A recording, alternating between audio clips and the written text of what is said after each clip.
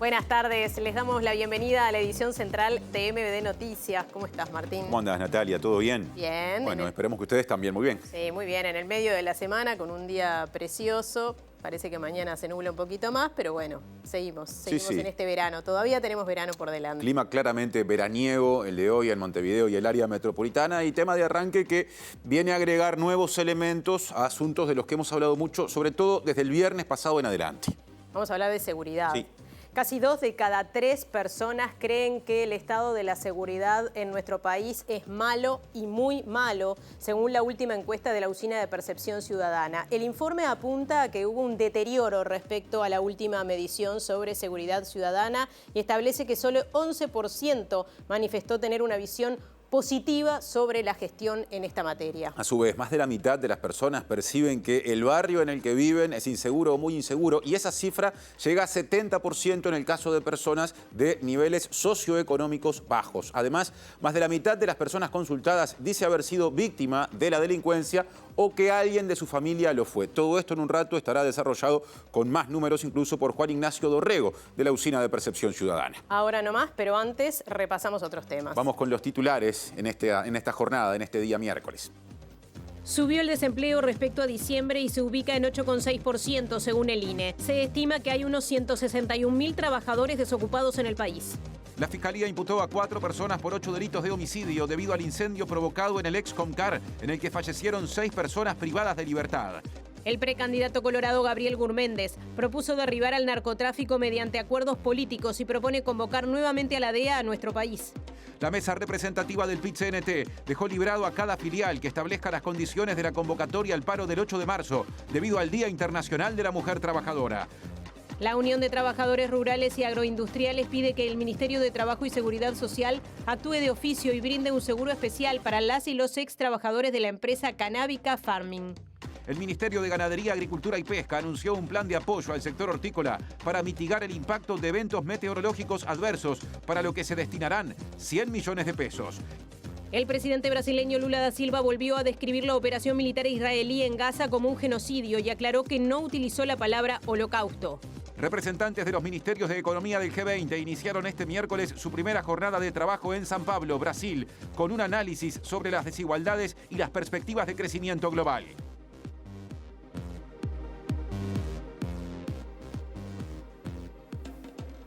Como siempre nos pueden ver por otras vías, no solo por la pantalla tradicional, sino que también a través de YouTube en vivo, y estamos por supuesto en la web de TV Ciudad, tvciudad.uy.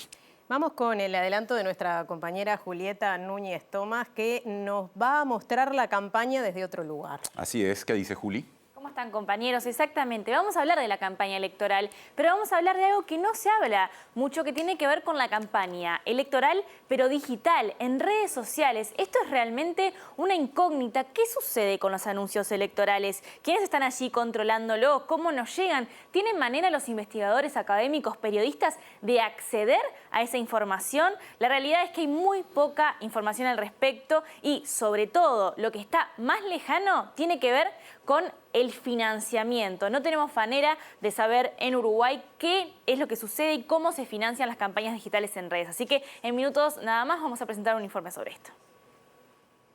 Bueno, hay preocupación desde distintos ámbitos por hablando de seguridad, sí, por estas situaciones de violencia que afectan a niñas, niños y adolescentes. Sí, porque Andrea Tuana, que es directora y coordinadora de la ONG El Paso, y el precandidato presidencial Frente Amplista de intendente de Canelones, Yamandú Orsi, expresaron justamente sus preocupaciones al respecto. La violencia se generaliza y ya no mira si son niños, como que hay códigos que se rompieron. Cualquier acción para tratar de resolver mejor esto siempre es bienvenido, ¿no? Pero son abordajes que tienen que ser mucho más amplios. Acá el punto que hay que poner en el debate es que están matando a los niños. ¿Qué cosa más tremenda y más cruel lo que vimos de ese niño asesinado, de los niños heridos? Bueno, justamente desarrollamos estas dos declaraciones. Empezamos por lo que dijo anoche el precandidato Frente Amplista, el intendente de Canelones, Yamandú Orsi, sobre esta situación vinculada a la violencia y los niños, niñas y adolescentes, porque dijo que esto era impensado hace unos años. Claro, y llamó a buscar espacios de protección a las infancias, a colaborar y a buscar colectivamente soluciones. La violencia se generaliza y ya no mira si son niños, como que hay códigos que se rompieron. Cualquier acción para tratar de resolver mejor esto siempre es bienvenido, ¿no? Pero son abordajes que tienen que ser mucho más amplios, no es solo un tema de represión, que tiene que existir, por supuesto, sino también de generar espacios donde los niños nuestros estén blindados y tengan contención, ¿no? Porque por algo están donde están, o las maestras te cuentan de cómo tienen que resolver estrategias para la seguridad de los niños en la escuela. Eso es una cosa que nunca se nos ocurría, ¿no? Entonces, es un tema por lo menos para hablarlo con tranquilidad y resolverlo, y cualquier solución o intento de solución siempre hay que arrimarle un poco de expectativa y también de colaboración.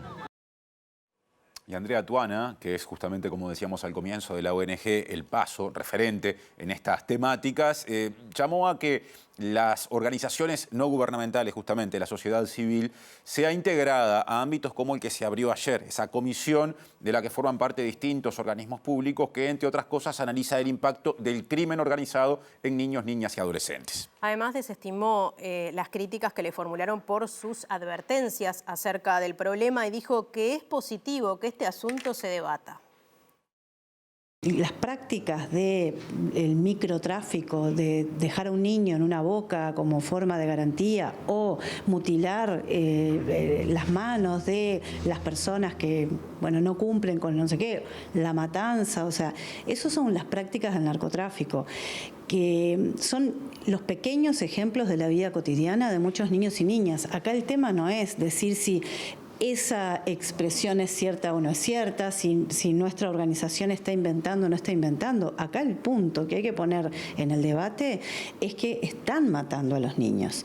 ¿Qué cosa más tremenda y más cruel lo que vimos de ese niño asesinado, de los niños heridos, del niño que sobrevivió a todo, que vio todo? O sea, realmente estamos en un momento en que es muy importante que se genere debate, alarma pública, movilización y que se ponga este tema sobre la mesa. Las organizaciones sociales no fueron convocadas a la reunión de ayer de una comisión que integra a ministerios, servicios descentralizados y el sistema judicial, pero Tuana confía en que sean incluidas a futuro. Esto nos tiene que articular a la sociedad civil y al Estado con un bien común, que es poder trabajar para la prevención y para que estos niños y niñas que hoy están viviendo verdaderos infiernos podamos tener soluciones y salidas lo antes posible.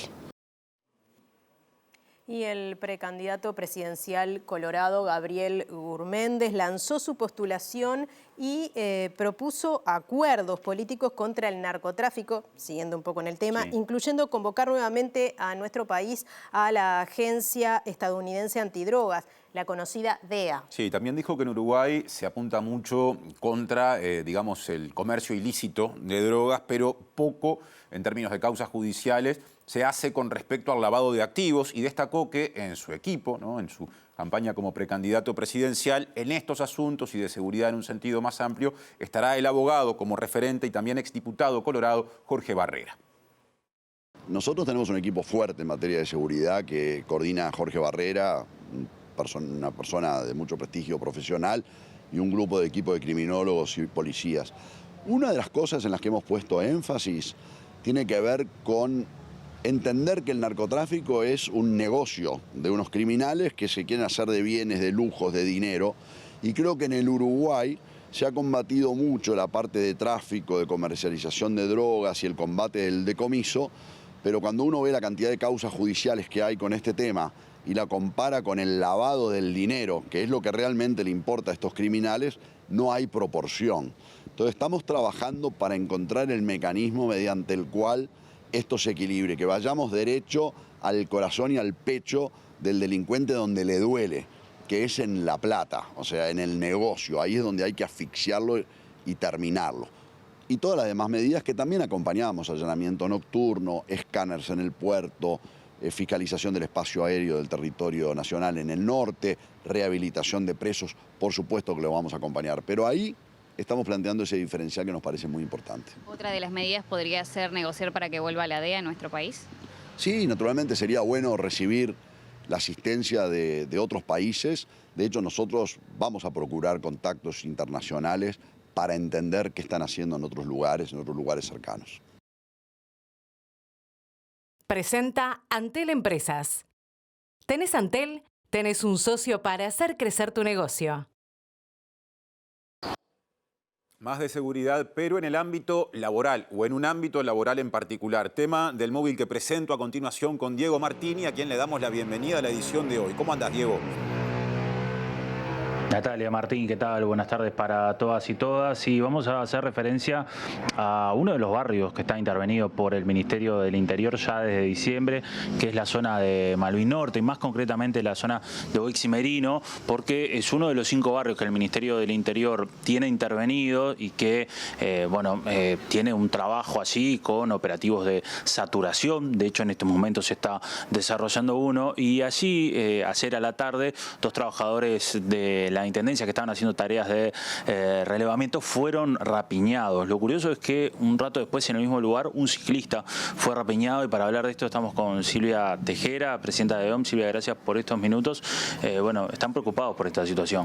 Sí, a ver, nosotros el tema de la inseguridad y la exposición a recibir rapiñas y a estar expuestos a violencia externa por el desempeño de la tarea es algo que hemos manifestado ya desde hace mucho tiempo.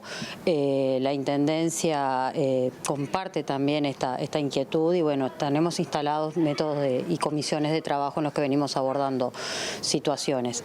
Hacía tiempo que no teníamos una situación concreta en este punto. Independientemente de eso, ya desde principios de enero, el Comunal 6, que es el comunal que corresponde a la zona, bueno, hay algunas actividades y eso que sí habían dejado de hacer por precaución, en consenso con la alcaldesa, pero bueno, no habíamos tenido la exposición que tuvieron ayer lamentablemente estos 2 compañeros. ¿Cómo están esos 2 trabajadores? Mira, los compañeros están choqueados, o sea, muy preocupados por el hecho de que se les rapiñó todo el tema de documentación, tarjetas de cobro y demás.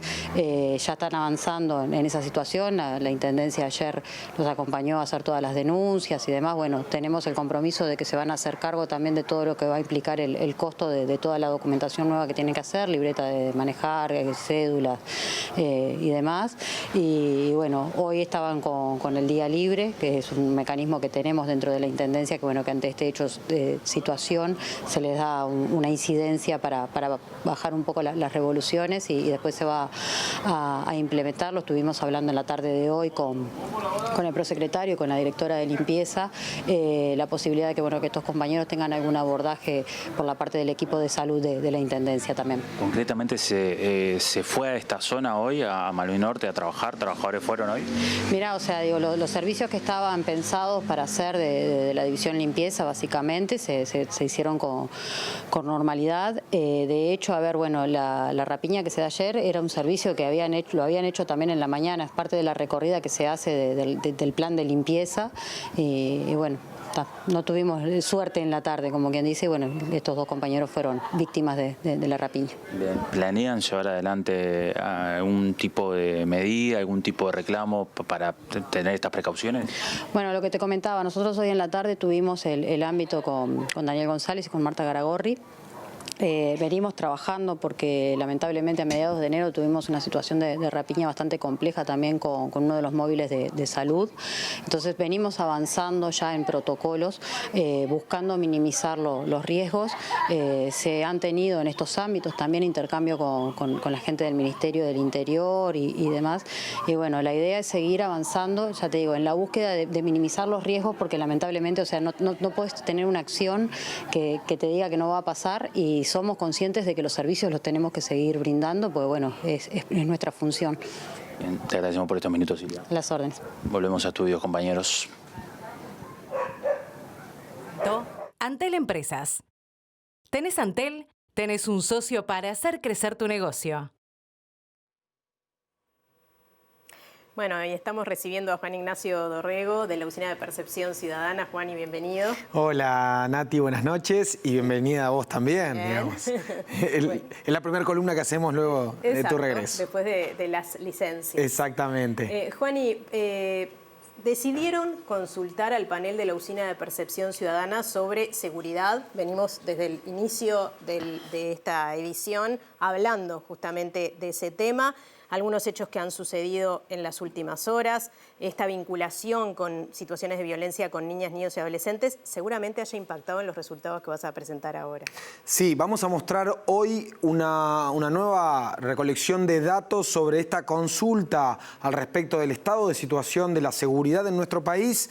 Consulta que hacemos con cierta periodicidad, como bien tú lo mencionabas, y que, bueno, es pertinente dadas las circunstancias en las cuales está inmersa la discusión pública al respecto de uno de los temas que también lo venimos analizando en anteriores columnas y está llamado a ser central en la discusión electoral de un año 2024 que va a tener este y otros temas en plena agenda pública. En materia de seguridad, estos datos que tenemos para compartir son algunas de las respuestas que nos daban las y los integrantes del panel de la Oficina de Percepción Ciudadana.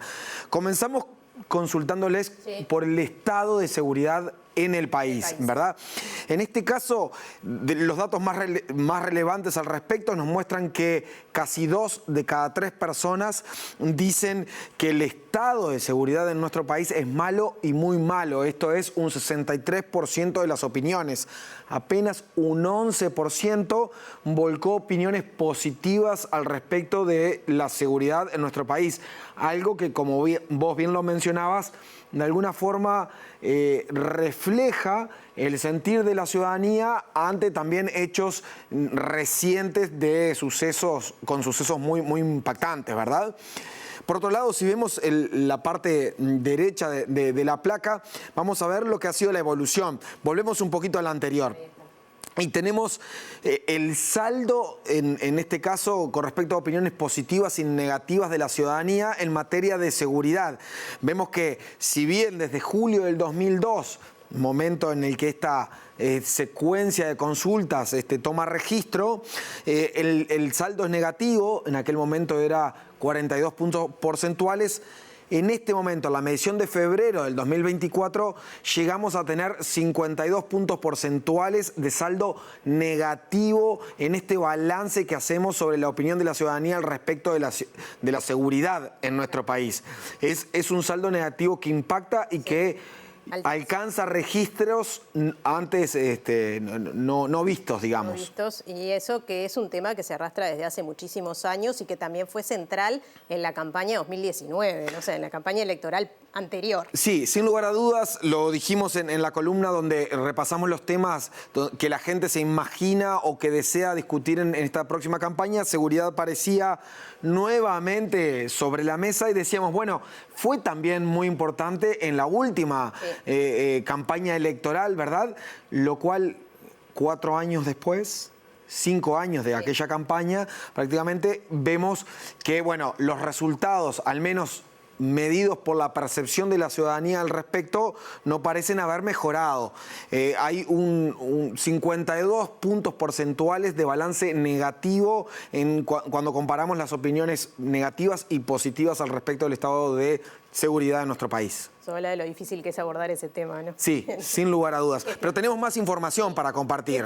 ¿Qué pasa? Hablabas de la pregunta fue, ¿qué pasa con la seguridad en el país? Pero ¿qué pasa en el lugar donde cada persona vive, en el barrio? Exacto. Pasamos entonces ahora sí a la segunda placa, que nuevamente tenemos 2 gráficos para comparar. Como bien tú decías, intentamos también sondear, bueno, a nivel macro, la seguridad del país, cómo lo perciben las y los uruguayos, pero también qué les pasa, qué nos pasa cuando transitamos las calles de los barrios que habitamos, ¿verdad? De las comunidades donde vivimos.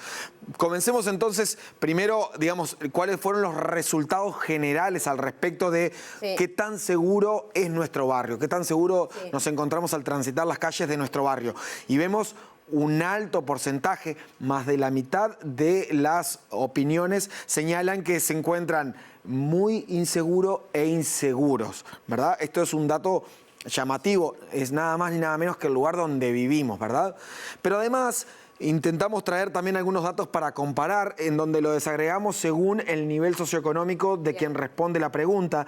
Y claramente la imagen, el gráfico muestra cómo a medida que desciende el nivel socioeconómico de la persona, también aumenta esa sensación de inseguridad al recorrer las calles de sus barrios. Es decir, son justamente las y los uruguayos más pobres los que tienen la percepción de mayor inseguridad en nuestro país. Y además eso se condice con las situaciones de mayor violencia que se viven justamente en los barrios más vulnerables, o sea, que tiene evidentemente una relación. Sin lugar a dudas, esto hace digamos, no únicamente a la percepción que la ciudadanía puede tener y puede construir a partir de formadores de opinión, como pueden ser los medios de comunicación, sino esto refiere a la sensación, al sentimiento de inseguridad, en este caso, que las personas realmente tienen al transitar las calles donde viven. Claro. ¿Verdad? Bien, y en la próxima placa se hace una pregunta que es bastante impactante también, porque justamente se consulta si esas personas han sido víctimas. Bien, pasamos a la tercera placa, que también es de relevancia, porque ustedes saben que desde hace varios meses hemos acudido a una discusión en torno a la disminución de algunos indicadores en algunos delitos y claramente el aumento en otros, y en algunos de ellos, bueno, los expertos en criminología señalan que las denuncias, por ejemplo, es una variable a medir que no necesariamente refleja la realidad a la cual estamos expuestos los y las uruguayas. Y por ende, muchas de las recomendaciones sugieren incorporar este tipo de encuestas. Nosotros les consultamos a quienes integran el panel de la Usina de Percepción Ciudadana si han sido ellos, algún familiar o ambos víctimas de la delincuencia, ¿verdad? Y estas fueron las respuestas, este es el resumen de las respuestas. Tenemos más de la mitad de la ciudadanía dice que o ellos o un familiar o ambos, en el caso de ambos es el 6%, han sido víctimas de la delincuencia. Esto es un dato revelador de alguna forma y que refleja otra mirada que es la que tenemos cuando analizamos los datos administrativos, que también son válidos, pero de alguna forma no muestran de manera completa cuál es la realidad a la cual, bueno, estamos vos, yo, la gente en su casa expuesta, ¿verdad? Sobre todo cuando sabemos que muchas veces no se denuncia, ¿no? Exacto, bueno. Este tipo de encuestas contribuyen a complementar la información para la mejora en la toma de decisiones, ya sea políticas públicas u otros actores que también tienen incidencia en la situación o pueden realizar aportes a mejorar la situación en materia de seguridad en nuestro país. Va a ser materia de discusión, va a ser materia de debate. Esperamos que las cifras cambien y que la próxima vez que estemos por acá podamos ver que la ciudadanía tiene otra percepción, porque bueno, eso de alguna manera esperamos responda a algunos cambios que serán sin lugar a dudas bienvenidos. Y que lo tengan en cuenta también en los programas políticos, ya que estamos en campaña. Sin lugar a dudas. Que se tomen de insumo este tipo de material. Por supuesto. Juan. Bueno, Nati, nos vemos la semana que viene con más información. Sí, ya sigue Martín. Y viene móvil con espacio público como asunto. Martín Duarte, bienvenido. ¿Cómo andás? Compañeros, buenas tardes para ustedes. Está en estos momentos la intendenta Carolina Cose presentando esta nueva propuesta de un pulmón verde para la ciudad. Estamos aquí en el Mercado Modelo presentando justamente el proyecto de Parque Modelo. Si les parece, le dejamos con la palabra de Cose, que está presentando este parque que abarcará 35.000 metros cuadrados de áreas parquetizadas justamente en esta zona. Que va a rodear a este querido espacio modelo.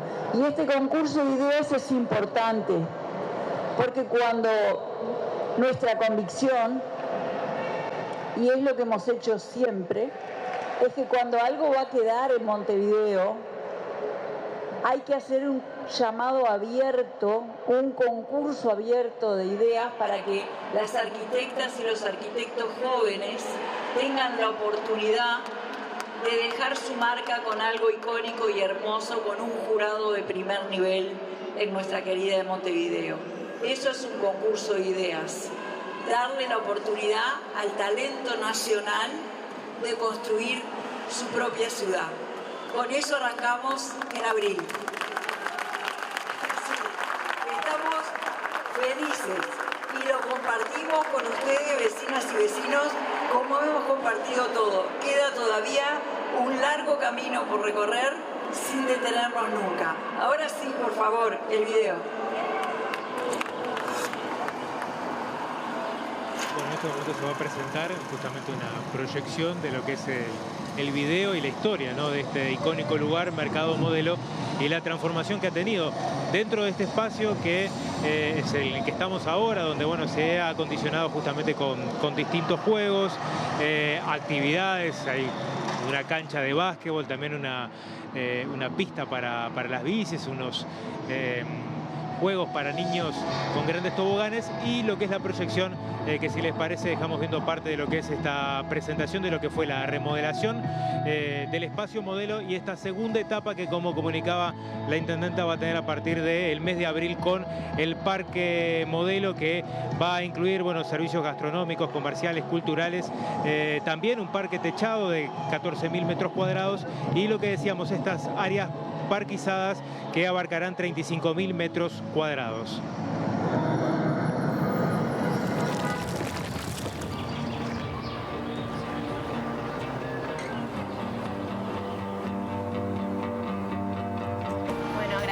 Allí a nuestro compañero Martín Duarte y a todo el equipo que están disfrutando de este espacio remodelado. Claro, precioso. Y seguiremos el proceso de construcción, ¿no?, en la medida en que las obras avancen. Bien, y cambiamos de tema. Les contamos que el desempleo aumentó 0,8% en enero, según datos del Instituto Nacional de Estadística. O sea que para el total del país, la tasa de desempleo del primer mes del año fue de 8,6%. Además, la tasa de actividad se situó en 64,3% y la tasa de empleo en 58,8%. Vamos a comparar Montevideo con Interior. En términos de tasa de actividad, en la capital hay un 0,4% más que en el interior, y en términos de tasa de empleo hay en Montevideo 1,8% más que en el interior. En cuanto al desempleo, la relación se invierte y el interior supera a Montevideo por 2,1%. Por último, el no registro, la falta de registro, la seguridad social de las personas ocupadas disminuyó 0,2% y se ubicó en 22,4%. Cambiamos de asunto. La Fiscalía imputó a 4 personas por 8 delitos de homicidio por el incendio provocado en el Excomcar a fines del año pasado, en el que fallecieron 6 personas privadas de libertad. Y ese es un detalle que fue de particular interés al momento de que se llegara justamente a este dictamen, dada la gravedad.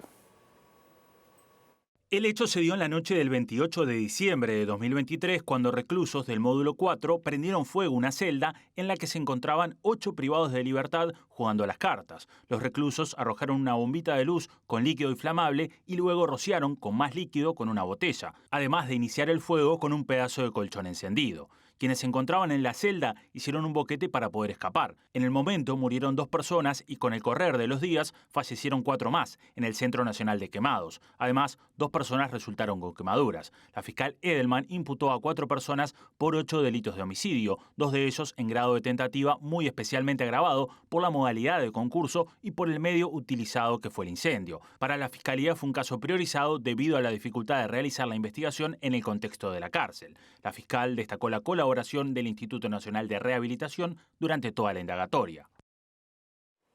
Otro asunto. La Secretaría de Género, Equidad y Diversidad del PIT-CNT definió que la consigna de este 8 de marzo, próximo Día Internacional de la Mujer Trabajadora, será ni un derecho menos, basta de retrocesos. Además, la mesa representativa del PIT-CNT dejó librado a cada filial que establezca las condiciones de la convocatoria al paro de acuerdo a cada realidad en particular. Desde la central sindical se busca que la convocatoria incida en el sentido de que haya un paro notoriamente de mujeres para que de esta manera se visibilice el trabajo femenino en todas las áreas de la sociedad. La concentración será a las 16 horas en la Plaza Independencia y la movilización comenzará a partir de las 18 horas.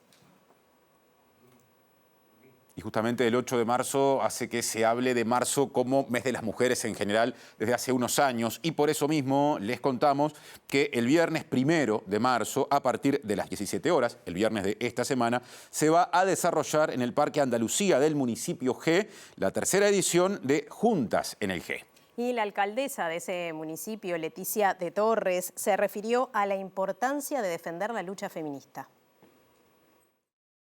Para nosotros esto de también llevar a cabo esta actividad de Juntas en el G, que es la tercera que hacemos, está buenísimo poder arrancar marzo con una actividad que tiene que ver con esto, ¿no? También con visibilizar las desigualdades que sufren muchas de las mujeres. En este contexto y lamentablemente en este gobierno que realmente ha tirado para atrás muchas de las políticas y mucho de lo que se ha ganado y que se ha ganado el movimiento feminista también con mucha lucha y organización. Entonces, para nosotros más que nada es un día de celebración, de reflexión, porque de hecho va a haber también durante estas actividades talleres que tienen que ver, bueno, con pensar consignas de cara a la marcha, ¿no? Que es el 8 de marzo, y bueno, y juntarnos también a encontrarse las mujeres, a pensarnos y también a disfrutar, porque de hecho tenemos una grilla de espectáculos artísticos que está muy buena, también hay espectáculos para niños y niñas, y también una carpa de cuidados que este año pusimos como un énfasis grande para que los niños y niñas que vengan tengan también una propuesta lúdica donde estén cuidados y donde se diviertan también. El evento contará con las actuaciones artísticas de Letu Ruibal, Florencia Núñez, Eli Almique, Nati Ferrero y Cumbiaracha. Es como de muchos géneros, esa era un poco la idea, que sea diverso, que sea de varias representaciones de mujeres. Y bueno, nada, los invitamos a todos y a todas a que nos acompañen, a seguir pensando también en esto que plantea la consigna. Creo que es un momento donde hay que seguir luchando. La jornada se extenderá hasta las 22 horas en la Rambla del Arroyo Miguelete, a una cuadra de la Avenida Millán. Otro asunto. La Unión de Trabajadores Rurales y Agroindustriales de Uruguay, UTRAU, pide al Ministerio de Trabajo y Seguridad Social actúe de oficio y brinde un seguro especial para las y los ex trabajadores de la empresa canábica Farming. Claro, porque parte del personal despedido vive situaciones económicas muy complejas y afronta, por ejemplo, desalojos. Muchos de estos compañeros tienen el desalojo ya. Uno es Nacho. Tienen el desalojo. Si no pagás este mes, mijo, váyase. Es así. Váyase. Y esa es la situación que hay. Desalojos exprés, van a correr, la situación de que muchos compañeros van a quedar sin luz, sin agua, pues no tienen un mango. No tienen un mango. Y acá nadie se hace responsable. Acá todo el mundo sabe que una empresa, acá tiene que actuar de oficio, el Ministerio de Trabajo, y decir, bueno, todos los trabajadores de Farming tienen seguro especial. De oficio que actúa el Ministerio. ¿Tiene la facultad el Ministro de Trabajo? ¿O que tiene que esperar que se lo digamos nosotros? No, ellos agarran la lista, así saben todos los trabajadores que están ahí.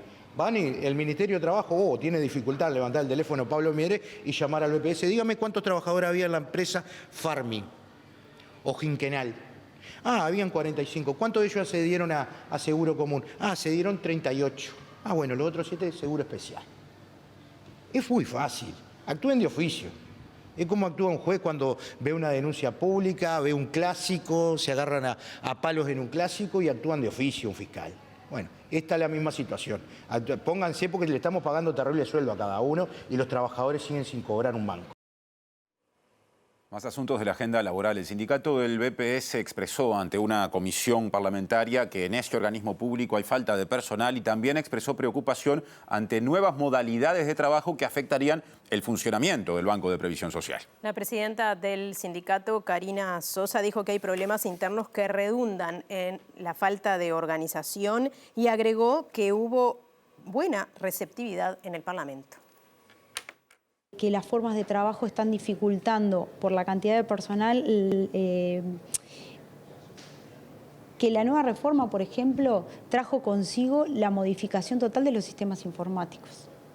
Y a su vez, en el área de la salud, hacíamos un raconto histórico recién, que de más de 50 profesionales médicos, hoy hay solo 12, 3 con certificaciones médicas prolongadas y solo 3 suplentes.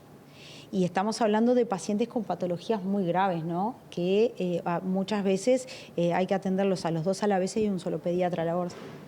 Entonces entendemos que en un lugar donde realmente peligra la vida del paciente es un tema que hay que atender y eso preocupó. Lo otro que preocupó es la protección de los datos personales y quién maneja los datos de las personas.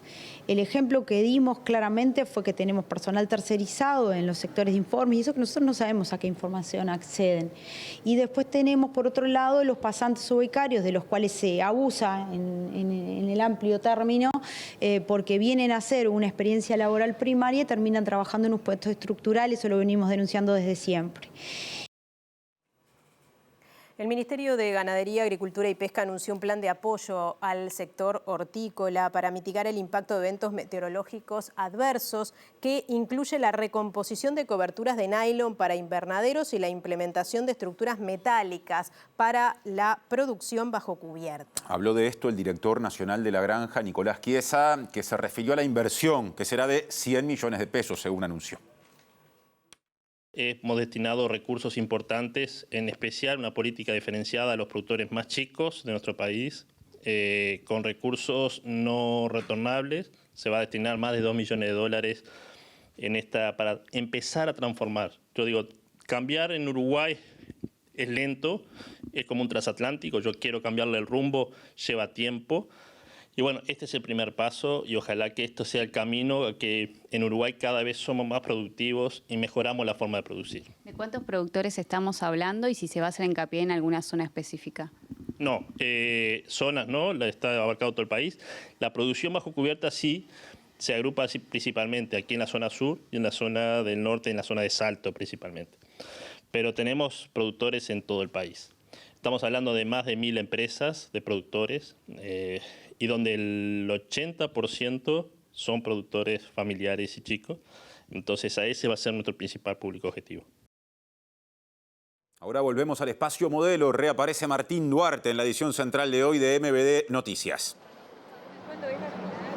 Gracias, Martín. Bueno, le agradecemos estos minutos a la intendenta Carolina Cose a propósito de esta presentación de lo que va a ser la complementación de estas obras que, como ya hemos visto y estamos en el lugar, bueno, el 5 de febrero se inauguraron por aquí.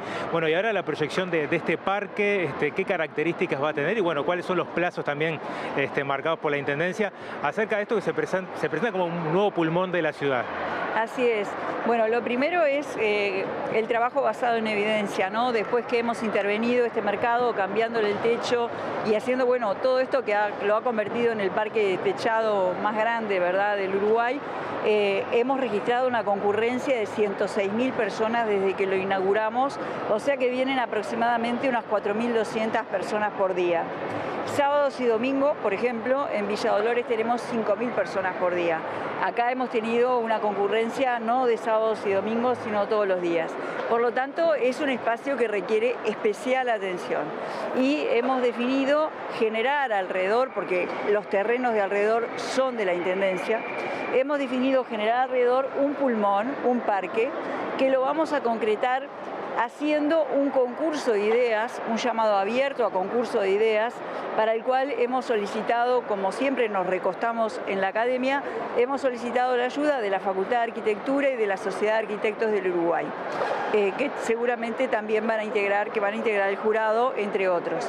Entonces, en abril se va a lanzar un concurso de ideas y ahí la Intendencia va a tener elementos para poder establecer plazos de obras y demás.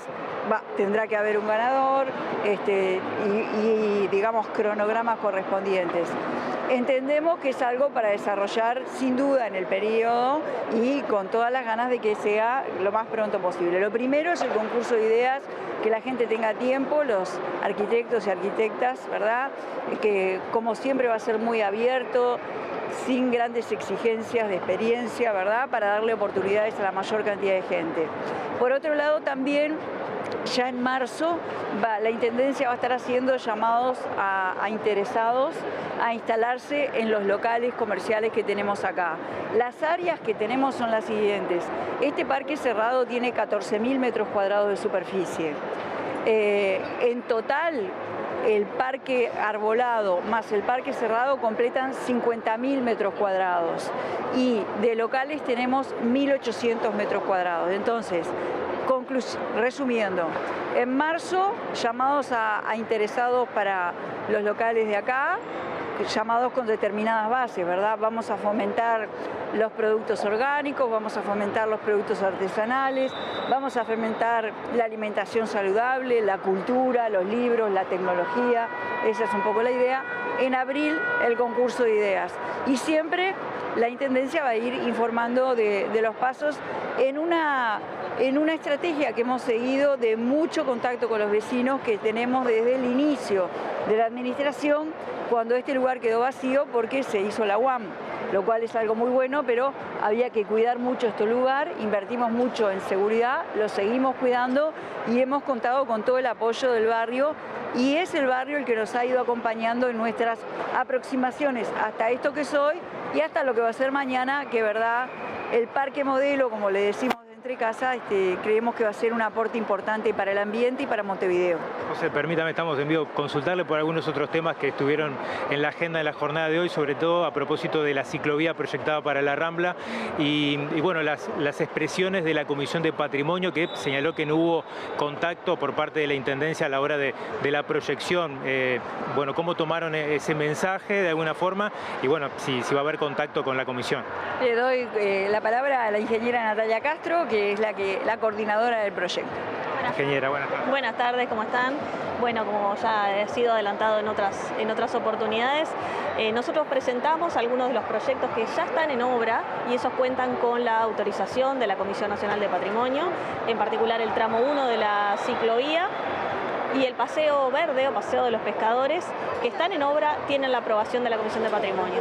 Todos los proyectos van siendo presentados conforme se van poniendo en obra antes, por supuesto, a consideración de dicha comisión. ¿Por qué surgen estos cuestionamientos? Bueno, la verdad que no lo entendemos. Creo que se presenta el programa completo y se compone de varios proyectos. Algunos iniciaron obras, otros están en etapa de proyecto y próximo a comenzarse las obras con las consideraciones que tengan los aspectos patrimoniales que le competen a la Comisión Nacional. ¿Ya tienen la aprobación de la Comisión? En los casos que vamos, como les decía, vamos presentando los proyectos a la comisión en función de los avances proyectuales y vamos a hacerlo en la medida que estén por comenzar, por supuesto, las obras con el aval correspondiente que le compete a la comisión. Entonces a la directora de Espacios Públicos de la Intendencia de Montevideo, Natalia Castro, haciendo esta explicación sobre estas obras en la Rambla y bueno, y todo lo que ya ha hablado la intendenta a propósito de este espacio modelo. Claro, porque William Ray, el presidente de la Comisión del Patrimonio, lo que dice es que no se dio la autorización para lo que la Intendencia afirma que sí se dio. Allí hay versiones contrapuestas. Hay versiones contrapuestas, veremos cómo continúa. Las explicaciones parecen claras de cada lado, pero bueno, hay que ver qué es lo que sucede. Ahora nos vamos a la tanda. Continuamos, eso sí, con pausa, no se vayan.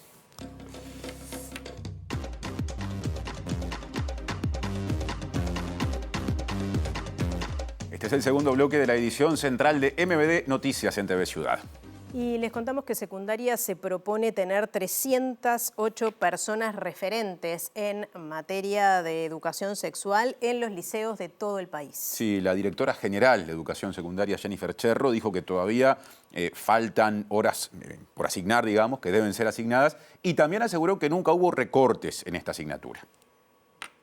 Jennifer Cherro, directora general de Secundaria, dijo que los referentes en materia de educación sexual son una figura que Secundaria siempre ha valorado, ya que desde este organismo históricamente se apoyó el programa de educación de la sexualidad que nació en el CODICEN en los años 90.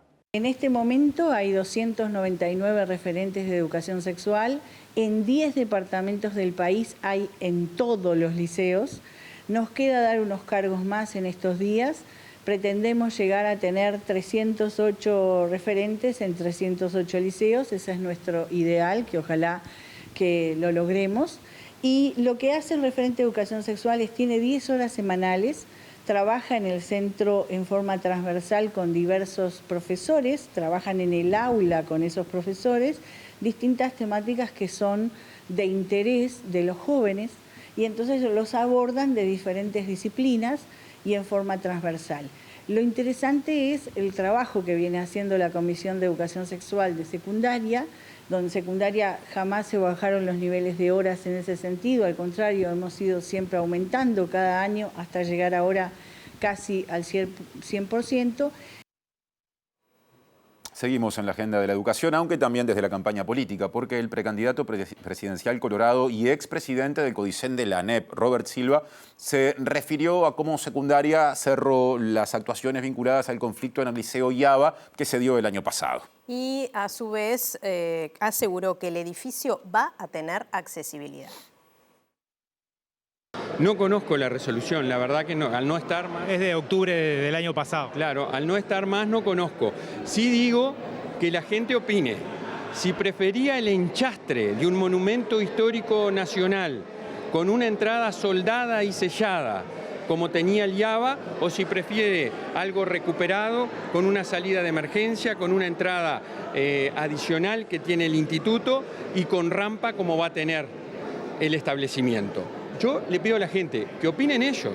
La consulta era vinculada a la argumentación que en su momento manejó el CODICEN para sacar el salón gremial, que era justamente la instalación de la accesibilidad, que hoy no está funcionando, ¿no? El ascensor existe, quedó comprobado que la rampa que decían que existía no existía, el establecimiento va a tener accesibilidad, va a tener salida de emergencia, va a dejar de tener lo que tenía y los estudiantes van a seguir teniendo las posibilidades de participación que tenían antes. Los estudiantes son fundamentales, son importantes todos los estudiantes, los profesores, las familias, la educación pública la hacemos en trabajo colaborativo y entre todos. Bien, seguimos en tema. Desde el viernes estará disponible la recarga de la tarjeta STM estudiantil gratuita para viajar sin costo desde el comienzo de clases. El alumnado va a recibir 50 boletos gratuitos al mes hasta el 15 de diciembre. Ayuda fundamental para esas familias a nivel general, la cual, bueno, quien tiene aceptación o quien tiene derecho al boleto, estamos hablando de aquellos estudiantes que vayan a séptimo, octavo o noveno grado con hasta 18 años de edad, o cuarto, quinto o sexto con hasta 20 años de edad que vayan a secundaria, UTU o vayan a un centro privado y tenga beca del 100%. ¿Qué resultados tuvo la experiencia el año pasado? Bien, estamos hablando que a nivel, solamente tomando en cuenta el área metropolitana, pues estamos hablando que es un derecho a nivel nacional, ¿no? En el caso del área metropolitana se usa a través de la tarjeta STM y a nivel nacional a través del abono, el mismo requerimiento.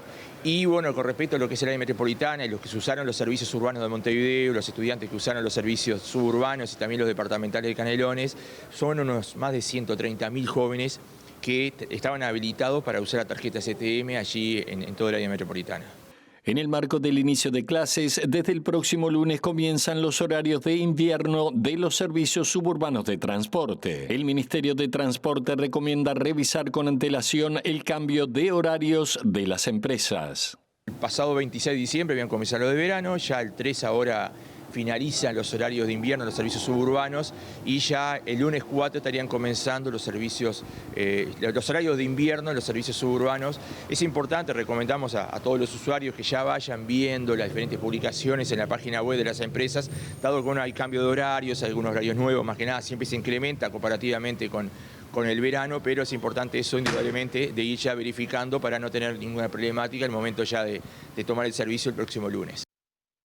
Ahora otro aporte en el marco de la campaña electoral. El edil nacionalista de Montevideo, Fabián Bravetti, presentó un proyecto para prohibir la colocación de cartelería político-partidaria y la realización de pintadas siempre que no haya autorización. La iniciativa prevé multas de 1 a 4 unidades reajustables que podrán ser aplicadas a las personas que realizan la tarea, al candidato, sector o partido político.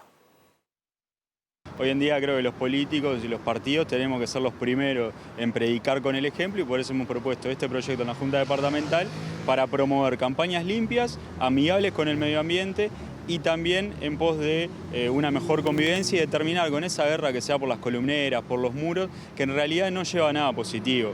Los carteles y los muros no votan, las prácticas para poder llegarle a la gente, para comunicar y generar cercanía y simpatía política hoy en día son otras, y las herramientas que nos da la tecnología, lo digital y los medios son un montón, por lo que entendemos que estamos en el momento de poder cambiar, avanzar y mejorar en estas prácticas. El proyecto plantea la prohibición total de la instalación de columneras plásticas en todo Montevideo, y lo que plantea es que a nivel de pintadas, las mismas pueden realizarse obviamente en la propiedad de cada uno o con la autorización debida, pero no pueden hacerse a diestra y siniestra sin ningún tipo de discreción, y se plantean sanciones de una unidad reajustable por cada cartel colocado, de 4 unidades por cada pintada que no tenga la autorización del propietario o del inquilino, y si estas se realizan, por ejemplo, en monumentos, en contenedores y en algunos otros elementos del ornato público, las sanciones pueden ir de 10 unidades reajustables a 20. Bueno, hay una forma de evitar llenar las calles de publicidad, es utilizar las campañas digitales. Que es tema de informe, Julieta Núñez Tomás. Así es, compañeros. Justamente, lo mencionaba recién el edil, hablaba de las nuevas formas que tiene la política para ingresar en la campaña electoral, estas nuevas tecnologías. Pero, ¿qué hay detrás de estas nuevas tecnologías? ¿Qué hay detrás de estas campañas digitales? Sobre eso vamos a hablar en el informe de hoy, ya que desde diciembre se vienen o se han identificado ya varios despliegues que tienen que ver con la campaña electoral, principalmente la campaña hacia las elecciones internas de junio, de varios precandidatos que empezaron a invertir grandes cifras en la campaña, sobre todo en Google y en Meta. Es decir, Meta es todo lo que tiene Facebook, Instagram y algunas redes sociales más, creo que TikTok también. Entonces ya hay una gran suma de dinero que se está circulando mediante la campaña digital en redes, y es justamente es algo nuevo a lo que no estamos acostumbrados, y obviamente es lo que se viene en el futuro, pero poco sabemos sobre eso. Bueno, justamente porque no estamos acostumbrados, y vos decís poco sabemos sobre eso. ¿Qué tanto conoce el usuario de estas redes sobre estas campañas digitales o este tipo de publicidad? Bueno, recién escuchábamos y veíamos ejemplos de la publicidad tradicional, ¿verdad? La cartelería, lo que se pone también sobre los edificios, es decir, la cartelería más pequeña, la cartelería más grande. Estamos acostumbrados y acostumbradas a ver publicidad audiovisual en las tandas de los canales, en los programas de radio, dentro de un espacio publicitario. Pero lo que sucede con las redes sociales es que esto va cambiando, se modifica, se mete en terrenos que capaz que muchas personas que están recién entrando en la vida digital, en la vida que no tienen por qué saberlo, aunque estén hace mucho tiempo, empiezan a ver la publicidad digital, la publicidad electoral digital, mezclada dentro de sus redes sociales, por ejemplo, ¿verdad? Dentro de las páginas que usualmente consumen, y es muy poca la diferenciación que hay entre una publicación normal y una publicidad que está en ese mismo sentido, o sea en una página web o sea en una red social, ¿no? Entonces, la poca implementación que hay de avisos vinculados a que hay publicidad electoral o separarlos, por ejemplo, del consumo normal de medios digitales, se ve más que nada en Europa y se ha impulsado mediante legislación que tiene que ver con eso, pero no llega acá a Uruguay. Y además, cuando estuvimos hablando sobre este tema con Ana Laura Pérez, que es una periodista e investigadora que trabaja muchísimo en esos temas, nos comentaba que hay, por ejemplo, ahora se está utilizando mucho pautar, que quiere decir poner dinero en una publicación, en cosas que no son publicidad tradicional, porque si yo veo la cara de un candidato con su número de lista y demás, entiendo claramente que es una publicidad. Pero ¿qué pasa, por ejemplo, cuando hay un recorte de una nota periodística en la que el candidato entiende o la candidata entiende que salió bien y pauta, pone dinero para eso? A mí que me llega, quizás el lugar donde dice que es publicidad es tan pequeño que no logro verlo, lo puedo ver como si fuera una noticia normal y en realidad está ahí siendo dirigido hacia mí. Y esas cosas no se explicitan, no están reguladas y justamente ha quedado por fuera de todas las discusiones. Justamente sobre esto hablaba Ana Laura Pérez, explicando un poco, bueno, cuáles son las herramientas que tienen periodistas, académicos, investigadores para intentar encontrar los anuncios y qué es lo que sucede en particular con la situación de Uruguay. Se habló cuando en la discusión de la regulación de financiamiento de los partidos políticos, que todo esto quedó afuera. O sea, no sabemos, se ve muy poco. Primero, en general, en términos internacionales, es poco lo que se sabe, ¿no? Pero tenemos esto que yo llamaba la biblioteca de anuncios, que ¿qué es lo que te permite? Te permite ver qué pauta, qué avisos están corriendo en un territorio determinado en la categoría publicidad política. Eso, por ejemplo, si tú lo haces en Google para Uruguay, no se puede. ¿Por qué las plataformas han ido habilitando esto para los territorios que ellos entienden son relevantes para su negocio, mercados gigantes, etcétera? Y Uruguay es, nada, una ciudad de X país. Entonces, por ejemplo, eso no se puede hacer. Google específicamente solo te permite ver la publicidad para Uruguay si vos sabés lo que se llama la URL de destino. O sea, si ustedes vieron un aviso cualquiera de Google, cuando tú le haces clic te lleva a un lugar. Bueno, esa es la URL de destino. Pero claro, para eso hay que hacer toda una investigación para llegar a la URL de destino. Y así todo yo no te puedo asegurar que no hay más. En Meta se ve un poco más, se ve la inversión, por ejemplo, se ve el periodo, vos podés ver quiénes son las cuentas que están invirtiendo. ¿Y dónde quedan en medio de todo esto las discusiones vinculadas a lo que se define como campaña sucia en redes? Bueno, lo que estábamos escuchando recién de Ana Laura tenía que ver justamente con la campaña blanca o la campaña limpia, porque el rastreo que se puede hacer es de lo que viene de las cuentas oficiales de los candidatos y candidatas. Pero ya sabemos, porque se ha comprobado en las elecciones pasadas, por ejemplo, que los propios comandos políticos de campaña también tienen estrategias que no están dentro de esta publicidad blanca, y que tienen que ver con publicidad que puede ser un poco más engañosa o tergiversada, un poco más sucia como se le conoce, o que corre por los carriles no tradicionales de la publicidad y que la gente no tiene por qué justamente saber que eso es publicidad. Y lo que sucede, que es como eso por lo general no viene de las páginas oficiales, es imposible identificarlo. Entonces justamente le comentábamos y le preguntábamos a Ana Laura, bueno, ¿qué sucede con estas publicidades que además ya conocemos por experiencias internacionales que se dirigen a un público en específico, ¿no? ¿Qué es lo que sucede con esas publicidades y cómo pueden afectar el proceso electoral? El problema principal es la segmentación. O sea, yo no puedo ver qué ves vos. Porque si estamos, en algunos segmentos estamos en el mismo, ponele periodista, mujer, pero en algunos, como la edad, estamos diferentes. O vivimos en barrios distintos. Montones de esas cuestiones. Entonces yo no necesariamente sé lo que vos ves y vos no sabés lo que veo yo. Por eso las bibliotecas de anuncios que se pidieron, porque eso te permite ver toda la publicidad. Y en el caso de Meta para Uruguay, recién en enero, pero ahora se puede, tú podés ver quién la paga, como yo explicaba, pero también podés ver qué segmentaciones se corren. Eso permite también monitorear a qué segmento se está apuntando y qué les están diciendo, porque eso fue lo que pasó en muchas de esas elecciones.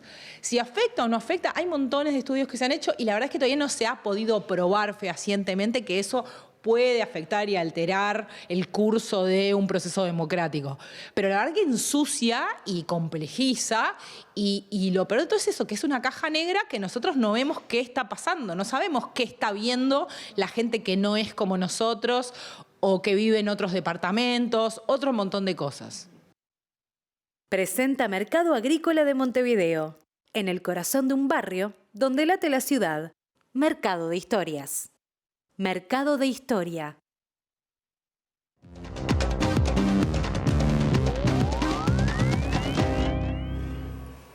¿Qué tal? Buenas tardes. Abrimos el capítulo internacional mientras las agencias que trabajan en la Franja de Gaza denuncian que han muerto ya 6 niños por deshidratación y falta de alimentación y que la población gazatí está al borde verdaderamente de la hambruna. Los muertos se acercan a los 30.000 por acciones del ejército israelí. El presidente Lula da Silva volvió a insistir en que lo que está cometiendo Israel en Gaza es un genocidio y que nunca utilizó la palabra holocausto. Dijo además que no le sorprendió para nada la reacción del gobierno de Israel. En plena crisis diplomática entre Brasil e Israel, el presidente brasileño afirmó que no se retracta de sus palabras sobre las acciones israelíes en la Franja de Gaza, cuando las comparó con los crímenes de Adolf Hitler contra los judíos. En entrevista concedida a Red TV, el presidente Lula da Silva afirmó que si retrocediera en el tiempo diría lo mismo, porque es lo que está sucediendo en el enclave palestino, y dijo que no podemos ser hipócritas, pensar que una muerte es diferente de otra. El mandatario volvió a describir la operación militar israelí en el enclave palestino como un genocidio por ser una guerra de un ejército altamente preparado contra mujeres y niños, afirmando que el gobierno israelí quiere acabar efectivamente con los palestinos en Gaza y eso es exterminar ese espacio territorial con el pueblo palestino para ocuparlo ellos. Comentando las críticas de las autoridades israelíes a sus declaraciones anteriores, Lula explicó: "Yo ni siquiera utilicé la palabra holocausto, fue la interpretación del primer ministro de Israel, no la mía", y confesó que no esperaba que el gobierno de Israel le entendiera. La desigualdad y el cambio climático son el eje de las discusiones que tienen por estas horas los ministros de Economía del G20 reunidos en San Pablo hasta el jueves para analizar distintos aspectos de la realidad mundial vinculados a la economía, pero también a las tensiones geopolíticas, particularmente la guerra de Ucrania y, por supuesto, la de Oriente Medio. El gobierno brasileño va a estar ejerciendo la presidencia del G20 por este año y adelantó que allí es donde hay que poner el foco a través de su ministro de Economía, Fernando Haddad, en la desigualdad que existe en el mundo. A la cita han acudido cerca de 450 delegados en representación de los miembros del G20 y los 9 países y 17 organizaciones internacionales invitadas, entre ellas el Fondo Monetario Internacional, el Banco Mundial y el Banco Interamericano de Desarrollo, quienes demandaron dar máxima prioridad a financiar la lucha contra la crisis climática. El combate a la desigualdad es uno de los ejes que Brasil quiere imprimir a su mandato en el G20, foro que reúne a las mayores economías del planeta, así como la transición ecológica y la reforma de las instituciones financieras multilaterales. El ministro de Hacienda brasileño Fernando Haddad fue el encargado de abrir el encuentro que se extenderá hasta el jueves en el pabellón de la Bienal de la ciudad de San Pablo, centro financiero de Brasil, quien dijo que la presidencia brasileña asumió el desafío de hacer un G20 inclusivo en el que tengamos opción de avanzar en temas que nos importan, como el combate a la pobreza y la desigualdad, según dijo. Haddad propuso poner en marcha una nueva globalización socioambiental que no se rija por las ganancias inmediatas y criticó que la integración económica global se confundió con la liberación de mercados, la flexibilización en el mercado de trabajo, la desregulación financiera y la libre circulación de capitales.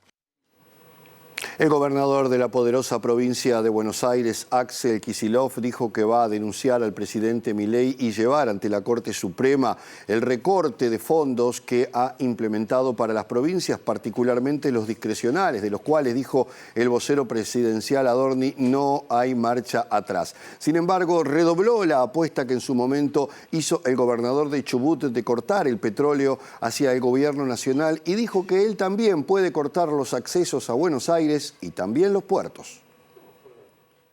En una entrevista con el Destape Radio, el gobernador de la poderosa provincia de Buenos Aires dijo que el gobierno nacional no tiene como función fundir a las provincias, sino apoyarlas, ya que señaló que eso significa dejar sin derechos a todos los habitantes de la Argentina e insistió en que el gobierno nacional no puede desertar de sus responsabilidades y obligaciones. Además, lanzó algunas advertencias, afirmando: yo también puedo cerrar los accesos o los puertos si uno se pone a fantasear o pensar en decisiones de autonomía o posibilidades, ya que hay muchísimas alternativas, expresó Kicillof.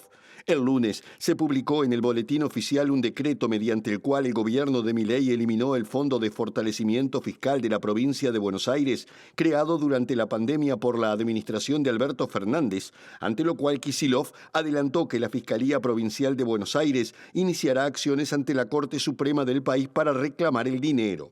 Previamente, gobernadores patagónicos denunciaron que en febrero el Ministerio de Economía les retuvo ilegalmente unos 17 millones de dólares, más de un tercio de su coparticipación mensual a Chubut, gobernada por Ignacio Torres del partido Propuesta Republicana PRO, que es aliado de Milei, pero que amenazó con parar el suministro de gas y petróleo al gobierno central y denunciar penalmente al ministro de Economía, Luis Caputo.